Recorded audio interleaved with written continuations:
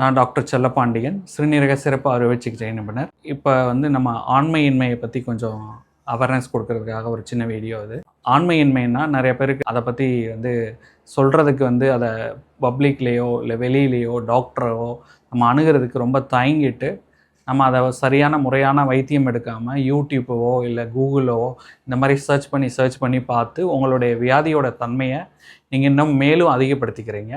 So உங்களுக்கு ஏதாவது நம்மளோட முறையாக செக்ஸில் ஈடுபட முடியாமல் இருந்துச்சுன்னா அதுக்குரிய முறையாக அந்த டாக்டர் எஸ்பெஷலி சிறுநீரக சிறப்பு அறுவை சிகிச்சை நிபுணரை அணுகி நீங்கள் அதுக்குரிய காரணத்தை கண்டுபிடிச்சு அந்த காரணத்தை சரி செஞ்சால் உங்களால் முழுமையாக ஆண்மையின்மையிலேருந்து விடுபட முடியும். உங்கள் ஃபேமிலி பிரச்சனையிலேருந்தும் நீங்கள் அதிலிருந்து விடுபட முடியும்.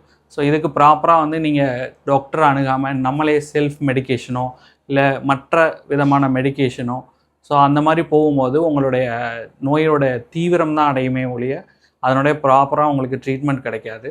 ஸோ நீங்கள் அது ப்ராப்பர் ட்ரீட்மெண்ட் வேணும்னா டாக்டரை அணுகி அதுக்குடைய காரணத்தை அறிஞ்சு அந்த காரணத்தை நம்ம சரி பண்ணி அதுக்குரிய வைத்தியங்கள் பண்ணோன்னா இந்த ஆண்மையின்மைக்கு இப்போ அறுவை சிகிச்சை வரைக்கும் கூட முழுமையாக குணப்படுத்திட முடியும்.